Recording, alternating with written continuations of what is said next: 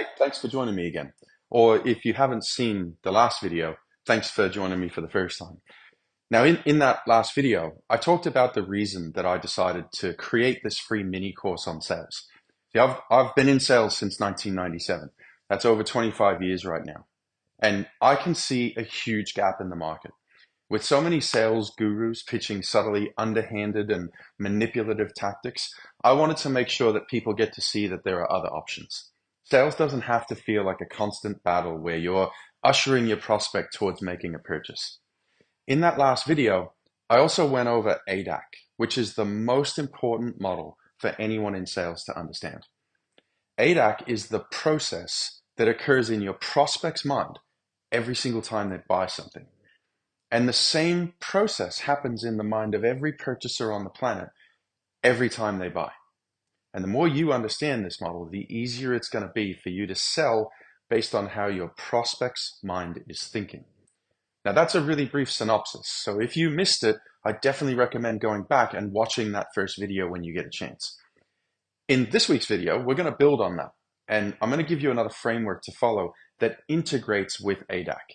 See, this week is all about the 4 steps to every single sales conversation.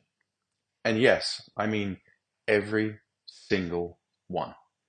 Now, this is going to seem basic at first, but as we dive into the detail around it, I think you're going to see that there's more to this than meets the eye. So here's the 4 steps to every sales call. Number 1, build rapport. Number 2, find out what they want. Number 3, demonstrate that you can deliver what they want. And number 4, ask for them to make the next commitment. Okay, that's it. There you go. Mini sales course over, right?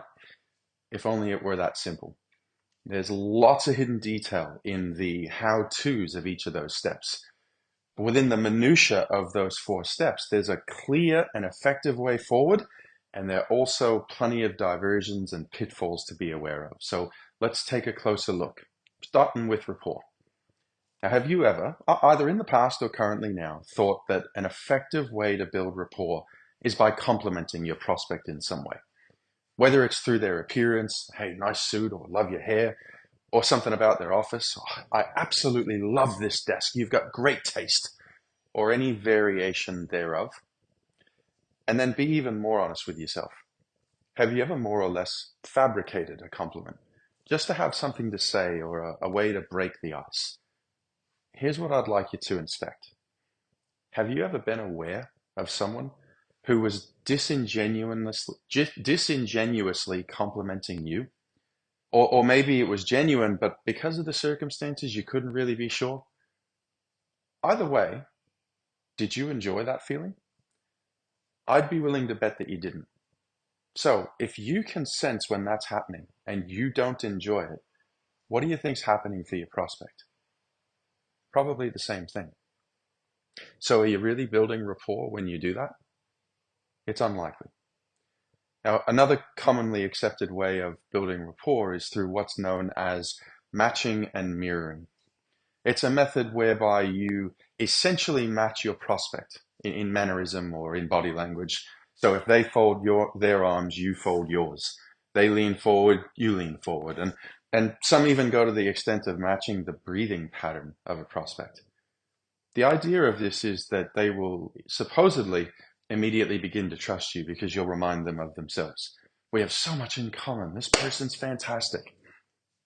Here's the issue with matching and mirroring. Rapport is about having a good sense of understanding and trust.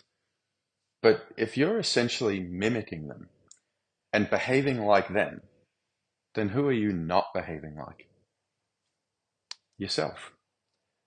Someone can't understand and trust you if you're spending the entire interaction acting like anyone other than yourself. You're not building rapport. You're essentially attempting to bamboozle them into trusting you. And they're going to figure it out eventually. Once you have the sale and you start acting more like yourself, they're going to notice it. And the seed of distrust will have already been sown. Now, I don't know about you, but personally, that's not how I want to start off a professional relationship, nor any relationship for that matter. So, if those are the pitfalls, that the things that we know won't work, what will? Now, it's important here to understand that generally speaking, the thing people like talking about the most is themselves. Now, that's not to say that we're all a bunch of narcissists. It's just that for the most part, we'd rather talk about the things that we're interested in than the things that we're not. So ask them, ask about them. Rather than telling them anything, which is what a comment is, you're telling them your opinion, ask them questions. Hey, where did you get this desk? Is it a custom build or was it off the shelf? Now, I hope it's obvious, and I'll say it anyways. You would only ask a question about their desk if it was a truly sensational desk that you're genuinely interested in.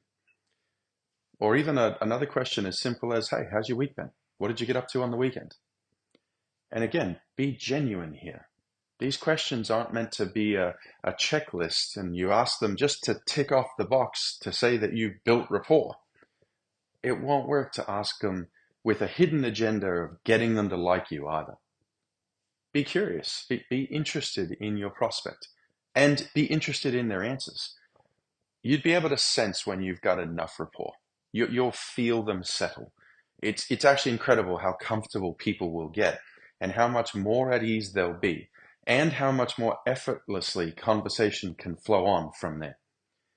Now, once you've achieved that, and only after you achieve this level of rapport, can you move on to step 2, which is to find out what they want. Now, simply stated, the number one pitfall here is assumption. I'll give you a real life example of how I've seen this come together. See, I know someone who was vetting renovation companies for a kitchen remodel. So it could be really easy to think that the thing this prospect for the renovation companies wanted was a new kitchen. So there we go, step 2 done, right? It's pretty rare that it's actually that simple. See, my friend had a rescue dog that meant the absolute world to him. And with a contractor coming in and out of the house during the renovation, his top priority was ensuring that the contractor and all members of their team were going to make sure his dog's okay and that they'd give his dog love and attention when they came in and make sure he doesn't run away because he's scared of them. Make sure they don't leave a door open. So when he invited people to his house to quote, the thing he watched for was, hey, did they give his dog love while they were there? Did they seem excited that he had a friendly dog?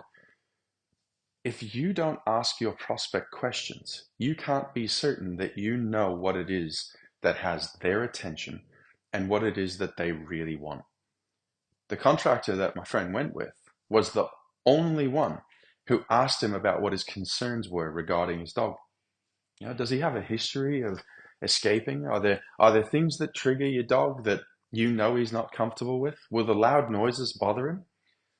The contractor had already shown him that he was a dog person, but when he asked those questions and they had a good conversation about what the contractor would do to ensure that the pooch was going to be okay, the deal was done. If you don't know what it is your prospect really wants, you'll never be able to manage step 3, which is to demonstrate that you can deliver what they want. Now, step 3 is the only step where you might do slightly more of the talking. Once you know what they want, you'll know whether or not the features of your product or service is going to solve that problem for them. And you're going to help them get what they want if it does. Now, at some point, you'll be making a suggestion for them to take an action that will help them to get what they want. Before you do that, it's essential that they believe you can help them. Now, if you think back to the first video about AIDAC, you'll remember that the only way to cross the river is by asking questions and getting your prospect to tell you where those stepping stones are. The mistake I see most salespeople make is that they attempt to tell the prospect. And that same mistake happens here when we get to step 3. Most people think that this is about telling them lots of great things and showing them case studies. In my experience, it's not that it's bad to do those things. It's that it's better to do something else, which is to ask questions. Now, as an example, let's say you've successfully found out what your prospect wants. So you spend a little time discussing a feature of your product or service that will solve that problem. Then stop and ask a question like, so hey, based on what I've shown you just now, what are your thoughts? Is this something you think could solve that problem for you? And when they say yes, I'd ask an even deeper question like, okay, great. So just so I totally understand and I can be 100% certain that we're on the same page, what is it about what we've just spoken about that has you thinking that this will solve that problem? What do you think that this is going to do for you? Now, what you're doing there is you're getting them to tell you exactly how your product or service is going to solve their problem. You're ensuring that they see it, that it makes sense in their mind, and that they can articulate exactly how this will help them rather than you explaining it to them. Now, this is going to ensure that it sinks in on a completely different level for your prospect because they will have thought through it themselves and they can confirm out loud that it's a valid solution. I don't recommend talking about too much else.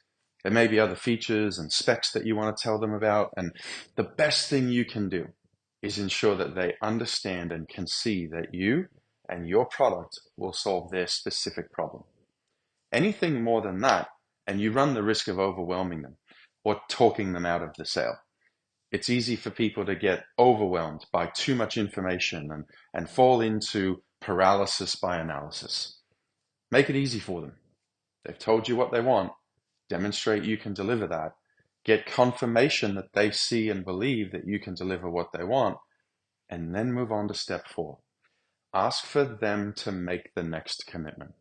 And this part can be exactly as simple as that. Hey, when did you want to get started? Would you like to organize the paperwork now? Or any other variation thereof, right? Now, I know at face value, the 4 steps may have seemed really basic.